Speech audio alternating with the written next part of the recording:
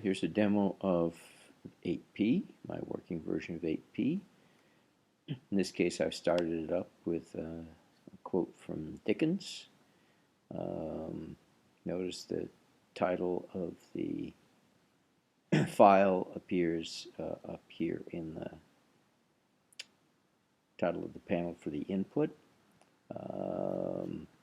If I do a regular, this pattern, the first pattern in my pattern file looks for was followed by a reluctant search for anything up to a comma.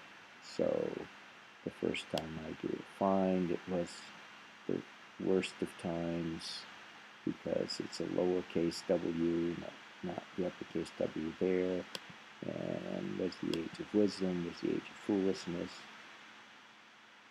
Now, if I turn on highlight and do the same thing, I get the entire text reproduced with was the worst of times showing up in red, and then the next find will do was the age of wisdom, was the age of foolishness, and so forth.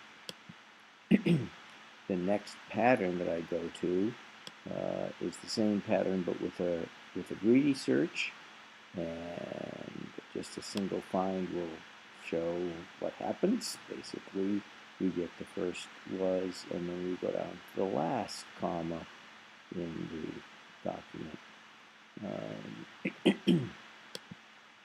So now, if I need to read a new data file, and we read a DNA sequence file, the code recognizes that this is a DNA file, takes the first line of the file and the first line of the sequence, which is the header, pulls out the sequence ID, everything after the angle bracket, and then the rest of the sequence data becomes, for that sequence, becomes the input here. And if I go to next data now, I'll get a new sequence from that sequence file. I guess there's just two in this particular one.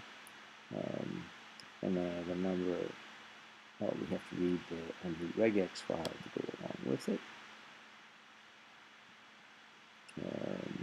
which is just the patterns file right here. And now I have a pattern that looks for a microsatellite, well, not a microsatellite, looks for some characters. So if we do the highlight is still on, if we do a find, it will find the pattern TA, and then the next find will find the next few. These are looking for dimers that replicate at least 2 times. So a pair of nucleotides that then are repeated. Notice here it's clear that there's matching patterns across the lines. This multi-line actually shouldn't do anything since there are no lines in the input. But here again we get a pattern that crosses these lines. These are not real line feeds here. They are on the display, but in the testing there are no line feeds between those pairs of C's. And if I want to do a find all, I get all of the red showing at all the different places where these dimers occur. I can go to the next regex. This one I've put this one has a space at the beginning of the line in the file, which means that it allows comments, and all the spaces in the pattern are taken out before it becomes a pattern. This pattern I happen to give in lowercase, so I have to change, if I want it to match this one, I have to make the pattern match case insensitive. I'll just do a find all again. The maps not the same patterns I had before, but it maps a fewer places. So we can also go in and check things like make sure that we do things correctly at the beginning and end of the sequence, always a good idea. So here I'm going to type TTGC,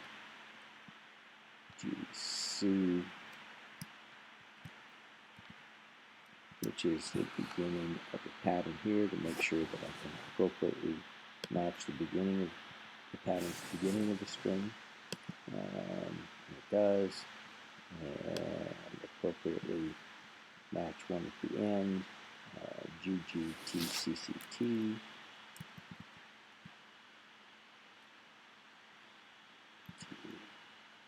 CCT, it's still case insensitive. And it does match at the end correctly. So those are the main features, being able to go between.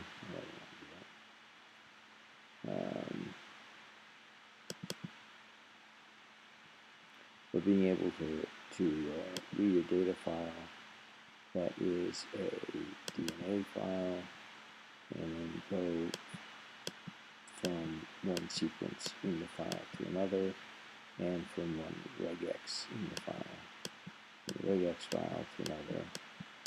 The regex wraps around. When you get to the end, it starts over again. The next data, multiple things in the save file does not. Split still works, but you need to do that. I guess that's about it.